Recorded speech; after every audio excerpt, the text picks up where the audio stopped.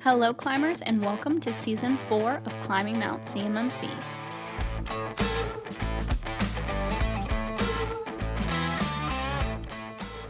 Hello, climbers, and welcome back to another episode of Climbing Mount CMMC, the podcast. My name is Kaleigh Floyd, and I am so thrilled to have a special guest on with me today.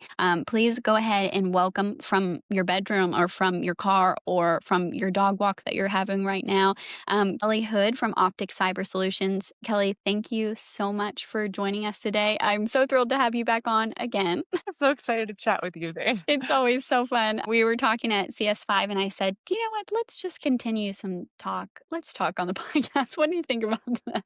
I'm very thrilled to have her on. For those of you guys who were not at CS5 actually and had the privilege of going to Kelly's talk that she had, which was incredible. We want to talk today about really the realistic steps that you can take and first steps that you can take when starting your climb on CMMC. I have many people that I've talked to, many contractors, subcontractors, small businesses that talk to me about it and they just say things like, where do I start? How do I get started? This is impossible. How are we supposed to do this as a small company? And I do understand these questions. You know, I get where they're coming from. We ourselves are CMMC Level 2 certified as an MSP. We're not a large company. We're a small company, just like many of you guys listening. And it was not easy for us to do. And we don't take it lightly. And so I wanted to have Kaleigh on here, one, because she talks to many companies that are going through this that are at multiple different stages, and many are just starting out and don't know where to start. And she has a wonderful perspective on that. For those of you guys who are not aware of Optic Cyber Solutions, they do consulting for companies. And a lot of the times they're at different stages, whether they're just starting their SSP or, you know, they feel like they're halfway done, but they don't know where to go from here. Or maybe they have an MSP involved and they don't know how that connection works. They need a CRM and they don't know how to create that customer responsibility matrix. There's just multiple different places where they can be. And so whether you're just starting off or you're halfway through your journey, I think you can get a lot of benefits from some of the logistical just steps that you can take when climbing CMMC. So first I want to talk about, Kaleigh, you know, we discussed the why behind this. And like you said before we started recording, sometimes it can get very, you know, high level. "Oh, here's why we do this." But there really is a purpose and logistical perspective from the why behind why NIST 800-171 was written and why these controls should be implemented in the way that they are. And so do you want to talk about that a little bit to people that are new when starting their CMMC journey and taking that step into climbing the crazy mountain that we call CMMC? Yeah, definitely. Because these requirements that we're all trying to implement these days have been around for a number of years now. You know, they're not new with CMMC. They're just newly required that we have to certify against them. But they were really created to help us protect that controlled and classified information. And we know that's important. But whenever we turn around and then talk to our teams and our staff and say, so we need to protect this controlled and classified information that's so critical, a lot of times people are like, yeah, okay, but we've been operating today. What do you really want me to do? And so Right. being able to translate that for them and say, what I really need you to do is number one, we're going to have more secure passwords. You know, number two, I need you to operate out of this environment. You know, number Mhm. three, I need you to mark this data, this specific type of data. And being a little more tactical with it sometimes can go a long way because whenever we talk about it at a very high level, it sometimes can just feel overwhelming because people don't know what that means, especially if they're not in the security field or IT and they're like, I don't know what CMMC is. I'm trying to do my job. What do you want from me? And so sometimes if we can really break it down and give those tactical things of like, this is actually what I need from you today. And today I just need some information so I can figure out what we're doing. Yeah. But then being able to give them specific guidance, I found can go a long way to make it a little bit less scary and more manageable. Mhm, mhm. Yeah, and when you said this too, it really brought up a point, that Dr. Ron Ross was saying to us, and the last time we had him on this podcast, he was talking about how when they were writing the controls for NIST 800-171, it was intentional For it to happen not just one time during a C3PAO assessment and that all these things should be perfect at that moment, but rather a living organism that helps the company function with thinking about, security and protecting CUI in their environment. And when you were saying the why behind it, I was like, yes, let's talk about this first, because when we're discussing these different steps that you're taking in climbing Mount CMMC, and when you're talking about these different, like, we're gonna be talking about, here's a little teaser, I guess. We're gonna talk about internal roles in your company, talking about the domains and how some of them can connect, and you can kill two birds with one stone, or talking about scoping and how you can take your first steps in that. When discussing all of this that we're going to talk about, you need to know that this is not just for an assessment one time with a C3PAO. It is purposeful to be happening throughout the whole year, throughout your whole company, not just in your IT team, not just in your leadership. It is purposeful to be happening throughout and through the extended period of time. I think people get lost in that. Do you notice people that are coming in to need consulting and stuff also having that same perspective of, like, I just need the assessment done. We just need to get this assessment done, assessment talk, rather than actually making it implemented throughout the whole organization itself. Exactly. Yeah. Compliance can sometimes get a bad rap because it feels like, oh, we just got Yeah. to check the box. We just got to get in, get out. I Right. saw this in my contract. Can you help me get certified? Yeah, I scheduled the C3PO next week. Let's get in there. But Next it's week, you can do that. Right. Yeah. right. But it's really, like you said, it's more about operating in a secure manner and being able to find a way to do that every day. And it is a strategic kind of cultural change within some of these organizations, which, makes it a little more difficult sometimes. But as you pointed out, that's really the name of the game that was supposed to be, operating more securely, not just complying today and then we'll come back and check in a year and hope for the best. Hmm. And so, yeah, being able to really think about how we're going to implement these requirements on a day-to-day basis and looking at it from more of an organizational perspective. How are we going to build this in? How are we going to operate this way? It is a very different conversation because it's not just, how do I get this done the quickest? Somebody write something down, sign off on it, and we're going to, fingers crossed, hope everybody does it. But Yeah. it really is about finding that cultural change to implement these requirements and operate in a more secure manner. Right.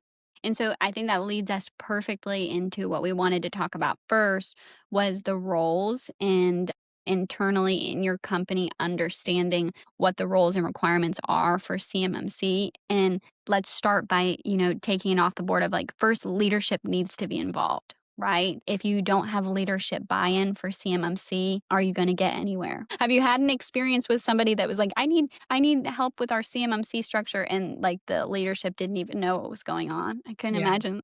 No, we have had challenges like that where we're working with a team or maybe a few individuals and they're trying to build out these requirements. And then it just ends up getting into a cycle of kind of week after week of, hey, have we made any progress? Where are we on this? And oh, Yeah. it's in review, or we can't get any, resources to build this out. And we've got, negative time to work on it. And it really, Mhm. unfortunately, just kind of puts the organization into a stalling pattern, which is unfortunate when there's a reason they're trying to, reach or implement the requirements to get compliance. They need that to secure their contracts. But without that stakeholder buy-in, it really, you can't make progress very quickly unless you have all the time in the world on, your calendar, but nobody operates that way. And Mhm. so we find that, unless we can get that leadership buy-in, and it's really back to the, being able to communicate and talk about why we're doing this. If we have decided we need to get, CMMC certification, that's because we likely have DoD contracts and we Right. probably want to keep those contracts. And so sometimes it is having those conversations with the senior leaders and getting everybody together to say, in order to reach that goal, we said we wanted to get certified by, you know, Q2 of next year or whatever that timeline might be, these are the steps that we're going to need to take and what I'm going to need to get there. But those are not Yeah. easy conversations to have. No, no, it's not. It's not easy. And,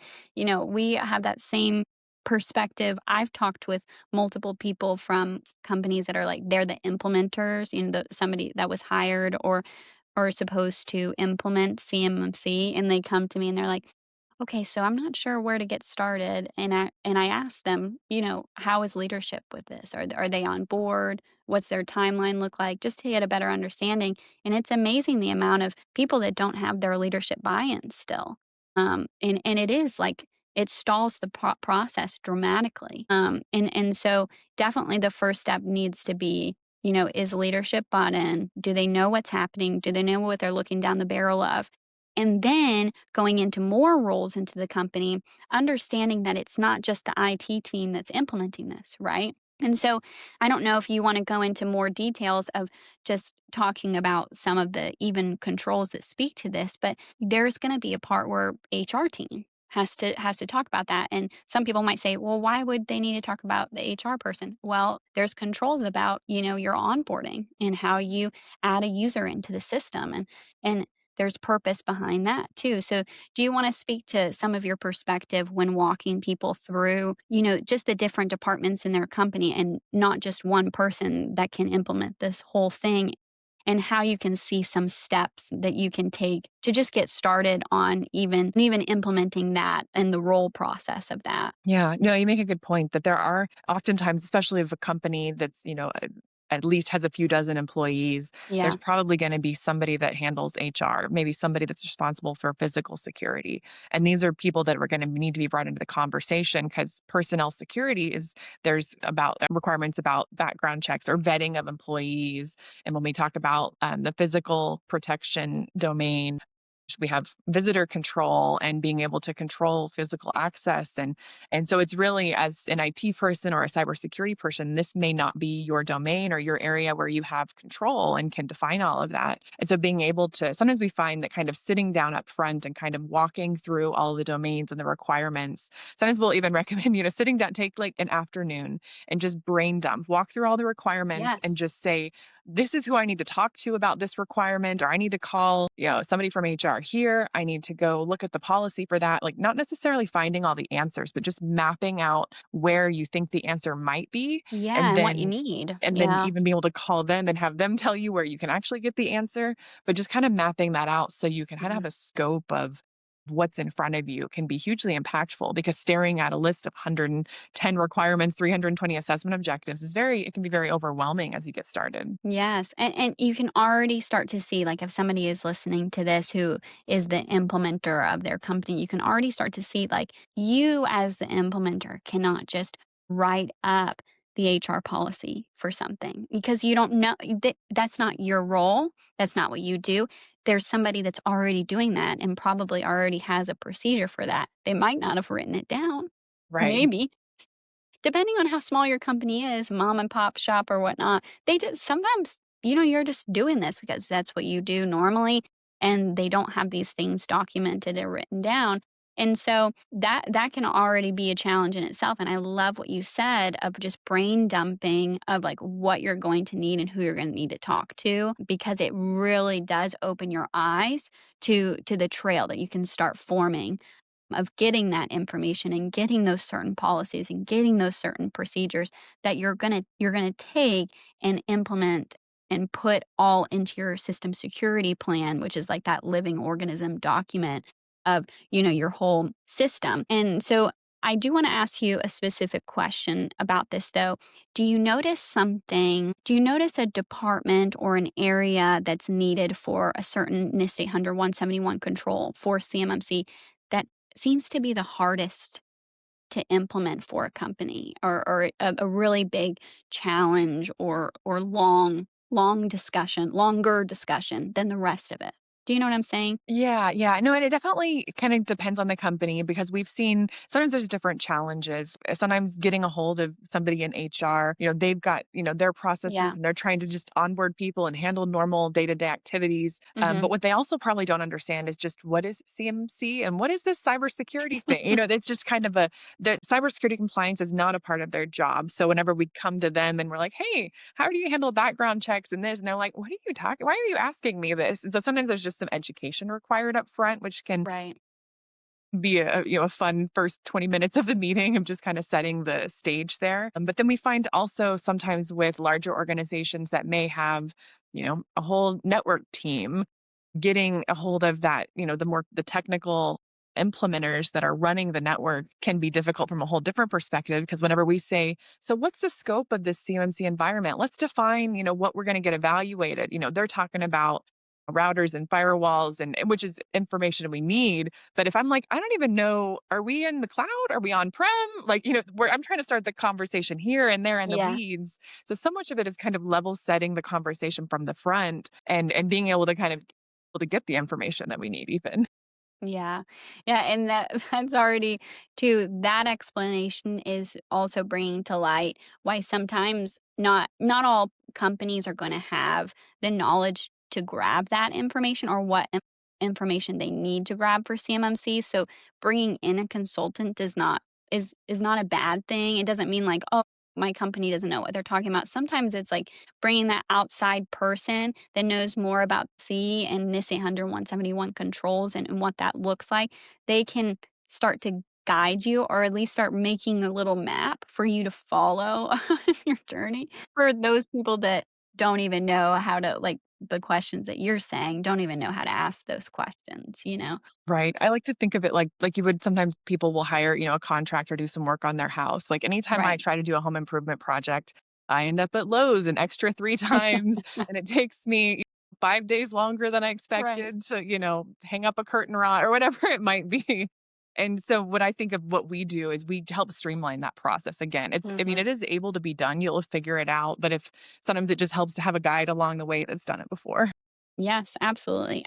I've even talked to some companies that were sending one of their employees to a CCP course, and learn more about that, which is, I think, an excellent step. But I will say, when you have a deadline that you're trying to meet and your bosses are like, "Hey, we need to get this thing implemented ASAP." You're not gonna always have the time to take a whole CCP course to understand that side of it, and then come back and then start to learn how to implement it in your own you know what I mean? Like, sometimes it might not be all that easy to wait for that, so definitely having a consultant that can come in and give you some of that direction is gonna be huge. Another thing I wanted to talk about is something that is so practical that I love that you mentioned, which is killing two birds with one stone when discussing controls or domains for NIST 800-171. Because sometimes if you're looking at it with 320 assessment objectives and the 110 controls, you're like, this is a lot and I have to do all of these individual things, but there actually are like intertwining connections and there are ways that you can kill two birds with one stone. And so do you want to talk about some of that you've learned with helping organizations implement these controls in their companies and what you've learned with those connections and how you can help those companies not fast track necessarily, but not look too overwhelming like a daunting task. Like there are ways that they connect. Yeah, there are efficiencies that can be gained. Yeah, I see so Right, much of the time. efficiencies. Yeah, Yeah, we start with AC, access control, because it's the top of the list. It's the first domain in 171, and it's also the largest domain and the most overwhelming. And very so what we overwhelming. yeah, so much of the time when people start with access control, but by the time they get to the 4th or 5th requirement, they're just like, "Oh my gosh, we have to do what?" And this it's so overarching. So, I mean, there's Mhm. nothing wrong with starting there. And a lot of times we'll see, especially in like the formal certification assessments, access control will take all of day one, and then you handle all the rest of the domains over the course of a couple days. But it can feel really overwhelming coming into it. And so what we like to do is kind of we have found some efficiencies. And so you can do like access control along with the identification authentication domain because there's a lot of Mhm. requirements that kind of go hand in hand, which is can be tricky at times because a lot of times, whenever you go through the requirements and you're like, "Oh, didn't I already do that? I thought we handled that up in access control." But then kind Right. of taking a closer look at the requirements, there is a nuance to them. None of the requirements are duplicative. None of the assessment objectives are the exact same. And so when it's been a day or two and you're like, I thought we already talked about this. And then you're like, well, just put it down again. That probably means that we're not meeting the intent of one of the requirements if we think we're just doing the same thing. But sometimes, so that's why I like to look at them kind of together. And there are a lot of areas where we can group them and answer, talk about the access control process or how new users are brought in and how they're provided access. And really, we can handle several different requirements across domains, but kind of mapping it out all at the same time so we don't have to like relearn and remember in 2 weeks how it's done. It can make it a lot smoother. And there's one, even Mhm. I know a lot of consultancies have their own process for doing this. We have our optic blueprints for how we do it. But even the CAP, the old version of the CAP, has a way they've grouped the domains, which I think can be a great starting place. That they Mhm. kind of group like domains that you can go through and say, we're going to handle these three as our first chunk, and then we'll handle the next three or four. And Yeah. finding a way to just, take a one bite of the elephant at a Mhm. time and Mhm. tackle it. Because I will say, starting with access control is not my favorite place to start just because it's so overwhelming. And so sometimes starting with more, scoping and some of the boundary, be Mhm. able to understand where CUI is flowing and those boundary protections can help you just kind of understand, like, what am I even looking at here in the system? Yes. Yeah. Then you can get into the nuances of meeting all the requirements. Yes. Yeah, and I want to dive just specifically into using the example of how overwhelming access control can be. Some people are like, "Well, you just read it.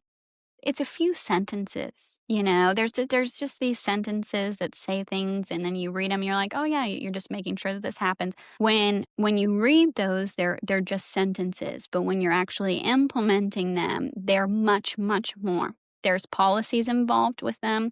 There's procedures that are involved with them. There's certain departments that are involved with them, right? That goes back to our HR discussion of when you're identifying a user, what does that mean? You know what I mean? Like, and identifying has to do with HR because you're identifying a person that's being hired that needs to be implemented into the system. It sounds easy to say in a sentence, but actually implementing it is you start to see all those different items and those different requirements. And like what Kelly is saying here, there's certain policies and procedures that you pull or that you create for that, access control, that that certain control that could be tied to a different control as well. And you're going to start to see those puzzle pieces, are connecting or those lines intertwining there. And are we going to expect companies to know their entire SSP like the back of their hand and they can memorize it and say it, word for word? No. I Right, mean, right. No, I we don't use know yeah. mine. Exactly. We always talk about the SSP really can be your script during the assessment. Like, you don't Yeah, this is the perfect place for you to write down everything you don't want to forget when the assessor asks you a question. And if you sit there and just read it off to the assessor, then the materials you gave them, you're going to give them the same answer because you're reading exactly. from what you gave them. And so we kind of talk about it as it's an open book test. I mean, you have to have it all documented, you have to have evidence, but it doesn't have to be memorized as long as you know where to find the information, and give them confidence that you're actually doing it. You want to Mhm, do what you say you're doing. mhm, But yeah, it doesn't have to be memorized. Use the materials that you create, your SSP, your policies, your procedures. There's so much of CMMC. I think one of the biggest hurdles to get over in the beginning is this difference between operating in a secure manner and then being able to prove it. And that's where a lot of people get stuck on CMMC, is being able to prove it. Because you can operate in a secure way, you can have the configurations done, you can have access controls, limited, but if you don't have a way to actually demonstrate that, unfortunately, you're not going to make it through assessment. You're not going to get your certification. right. But we can use that to our benefit during the assessment whenever we need to have that proof, because we have our proof there that we can read and we can share with the assessor to say, this is how we're doing it. And so many of the assessment objectives, like you were mentioning, all of the requirements have assessment objectives that say things like define this, Mhm. implement that. And they have these, essentially verbs in the assessment objectives that tell you what needs to be done, but then we have to actually do it. Yes, exactly. And what I was saying too before, I want to say the cap, if you guys are not aware what the cap was, Kelly was talking about that before, the CMMC assessment process. I'll put a link to that below.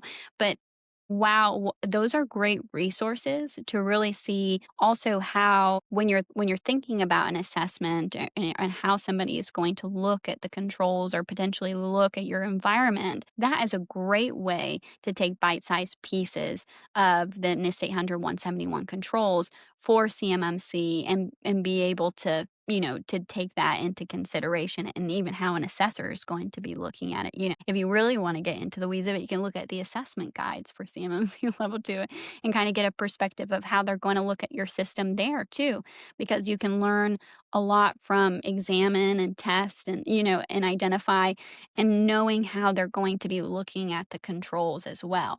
right? And so I did want to ask you something because you brought up a great point with that. When you're helping companies through creating their SSP, do you have any recommendations for people that are starting out when writing out actually the controls themselves in an SSP? And I like we talk about an SSP and we talk about the controls, but like actually writing them on a piece of paper, are there any little tips and tricks that you could give to somebody that's starting out? How can you just put words on a piece of paper to even just get started, and even just brainstorm what these controls are going to look like for their company and for their SSP? Right. No, that's a great question because one of writing an effective SSP is one of the biggest challenges, or it really is a challenge. And what I always like to think about is as you start writing out the control implementation language for each requirement, kind of thinking of it as an elevator pitch almost. Like if somebody walked up to you and said, "Hey, Kaleigh, what are you doing for 311?"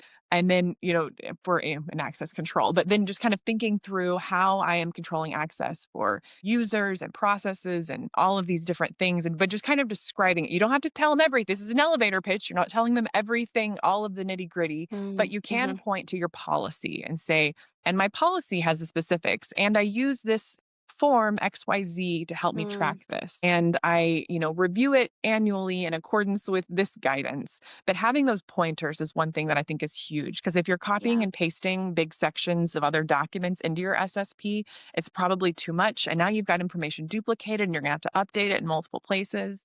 So I would never usually recommend doing that. If you're copying and pasting a bunch, I wouldn't recommend that. Mm-hmm. But we also kind of the flip side is having too little information. One of the other big things I often see is the requirement will say, control user access to systems. And then you say, we control access to systems for users. Great. So you're doing the requirement, but I have no more information on how you're doing it.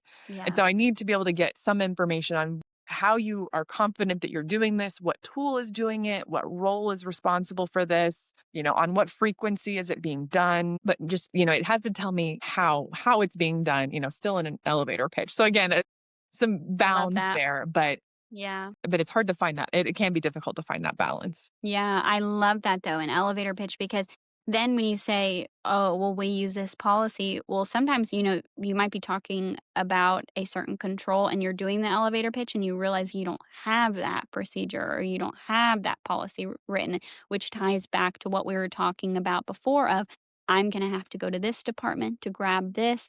I'm going to have to go to this department to grab this because you might be pulling from different procedures and policies from people that you haven't talked to maybe before, depending on what your company size is or how you guys operate, right? And so I love what you're saying there because that really does tie back to what you were saying too, with just defining really just the whiteboard procedure of like just pull out a whiteboard and just start writing some things down, and then you can start to see, oh, these are some gaps that we have, oh, these are some things that we're going to have to go to.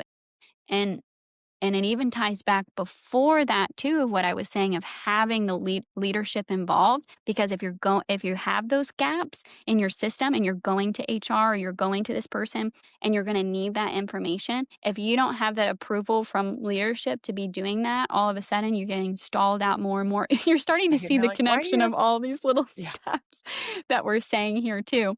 Is there any other little tips and tricks too? I love the elevator pitch thing that you were saying as well. Any other things that you can think of that you would give as a recommendation for starting off with your SSP? And then I do want to talk about scoping last, but any things that you can think about too for the SSP. Yeah, I think really the guiding light for me is always that elevator pitch and then using it as your script. Like Mhm. if you want to be able to, give your assessor confidence or have an idea of what's being done, like use it as that management tool to capture what you're doing. But if it becomes difficult to manage, then it's not being that management tool. You got too much in there, so take something out. So it's really if it's getting to be too cumbersome and too burdensome, start doing a little bit less. But if you start having people take a look and they're like, I don't know what's really going on here, then start building out more. And that's how you'll kind of find your sweet spot. I love that. It's like the Goldilocks. Right, and it really is different for different companies, which is kind of challenging because some people, smaller companies that that everybody knows the ins and outs of everything might need to have a little bit less written down. But bigger Yeah. companies that have more sophisticated processes, maybe more mature, more people involved, they're probably gonna need a little more formality, a little more written down, just so everybody knows what's going on. Yes, yes. So before the system security plan, you might potentially be talking about something called scoping of your company, right? And I wanted to end with this discussion because I do feel like, in my opinion, it can be one of the most difficult things to do at first. And what sucks is if you don't do it right, you will notice that later on if you don't end up doing it right, and then you have to go back and rewrite a lot of things. Like, and if you get it wrong when going into an assessment, all of a sudden you can't get past phase 1. So it's so important. It can be a daunting task. Not a lot of people get it right the first time, which is so fun to hear. Isn't that fun to hear where I go, "Hey, just to let you know, you're going to do this one time and you're going to get it probably wrong, and then you're going to have to do it again." Yeah, yeah, I know. That's so fun. It's so uplifting. Yeah, but it's I wanted to say that though because that is normal. I mean, we did that. It's normal to not get it right the first time. But let's talk about some practical steps that you can take when scoping your environment, which if you guys are not familiar with what scoping is, it's really defining that boundary of where CUI is flowing, where it's coming in, where it's going out of, and how your organization is just flowing that data and that information, because how can you protect it if you don't know where it's flowing, right? And so we're trying to define that scope and that boundary. And that is way easier said than done. So, Kaleigh, I would love to hear some practical. You said something about a scoping workshop, and I would love for you to share how you guys do that and your perspective on that, because I really, really think that many businesses that are starting off just feel way too overwhelmed with the scoping of CMMC and their CUI and their data and their environment. Right. No, and so many people, you want to just jump in with the requirements. Like, let's jump in, let's start Yeah, digging in. How are we yeah, implementing this? But really, if we don't understand the scope of where these requirements need to be applied, then like you said, you end up kind of going back and doing it again. And oh, I didn't realize we had a printer. So now we got to worry about physical CUI and that whole, PE domain or media protection. We need to go back and look at that again. And so it gosh, so really just true. creates kind of, cycles where we're going back and doing things over and over. And so a lot Yeah, of times what we do for any client when we're getting started is we start off with what we like to do is start off with a 2-day scoping workshop and really just get everybody in a room together. And we know we're not going to have all the answers, but if we can define, what do we need, what do we know we need to do, or what do we know where we know we have CUI? And then by having everybody in a room, usually you get somebody that's like, well, don't they, send CUI over to this system too? Or, you don't know, we use this app that we send stuff over to like, this when we deliver company? it though, don't we put it on this other server first for proofreading or, just whatever it might be? And there's always a few of those. Well, and then it doesn't it go through here before it goes through there? And you learn so much by having So everybody in the true. room. And if you can get that focused attention, then you can make so much progress. So you don't have those surprises later. And we know there will Mhm. be changes because there's always, questions about, well, printing is one. Are we going to allow printing of CUI or USB drives? Or say, well, we only allow them by USBs, yeah. exception, or we're not going to allow them unless somebody really wants one. Like, okay, well, then we're going to plan for it to be included. Unless our boss says that he needs it, and then right, yeah, Exactly. And so it's just as much as we can kind of understand those choices up front or where we may have changes, if there's going to be, a VDI setup or if we're going to have CUI on the workstations themselves, yeah. just kind of knowing, or Bring your own mobile devices. What about exact, mobile device? that's That a great opens another point. door. And it's Yeah. just to have, and then you can kind of define your, plan A scope and then your plan B scope of like, and we're going to Mhm. bring in all these other devices. But then if you at least know to ask about that later, and when you get to things like, when we're securing, workstations or talking about some of these different controls, and you can say, where did we land on USB devices? Are those in? Are those out? Because if they are So in, we're going to need true. to handle them here. And like printers. I was going through a list with a client the other day and realizing that there's like a dozen or more requirements that affects. And so if we change that, then really we have to go back and redefine how we're handling all these requirements to make sure that Yes. we're securing the printing capability and any physical That's so CUI true. that's printed, and how are we what about the hard drive on the printer itself? And then it just, there's so many, it's just not just one thing, it's cascading effects. And so what we find is Exactly. having these scoping workshops where we might not have all of the answers after those 2 days, but we can have a list of where we think the gotchas are going to be. And so we can be prepared for them later, or we can know to ask the question as we go, so that whether you're doing it for yourselves or you have a consultant in there helping you, that you don't have those surprises and you can at least Yes. plan for those contingencies. Oh my gosh, that's so good. Yeah, and you can already see too how the scoping, just like what you were saying, is like connected to all the things that we talked about already. Because, when you are trying to define that scope and you are doing the things that you're saying, like the workshop and trying to get people in, maybe you might have that first meeting with those people and realize that, oh, there's not enough people in this meeting. Like what you're Right. saying. Maybe not everybody is there that's involved that should be involved. And then you start to realize, like, for example, there's that HR person that has that information that we didn't realize was going to affect this. And now we can pull them in and grab that. And guess what? You're answering these questions before you just schedule an assessment with a third party assessment organization for your CMMC level 2 assessment. And you're in phase one and you're realizing, oh my gosh, I have not scoped this correctly, at all. And Right, 'cause so there's that's huge. Like, what were you going to say? Sorry, I cut you off. Oh, no, no, I was gonna just highlight, because it's all of those dependencies, and anywhere where you have, the Yes. CUI assets and the security protection assets. Because then if we're having other, external service providers supporting our environment, then we need those, customer responsibilities matrices also, and that's another one that it's a whole other conversation, but can take time to get, is the Yes. point I wanna make. And so being able to know that up front, and we can start asking for the CRMs on, day 5 instead of, right before the assessor gets there. It just that gives us time to be able to get that information and be able to build that in and make sure we're using it effectively and it's Yes. ready when the certifier gets there. That's so huge. Yeah.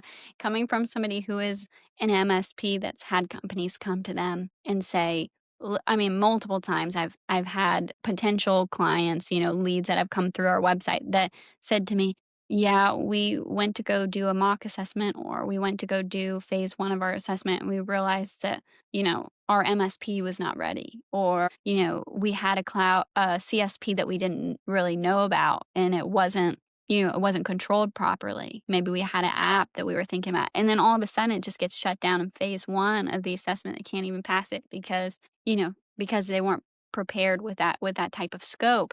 And and I really, really hope that the people that are listening to this podcast episode hear what we're saying there of like it is so important to have these discussions and write these things down and understand these things before just trying to like get a mock assessment there or get your C3PAO assessment scheduled because now there's like this time crunch. November 10th has already happened, right?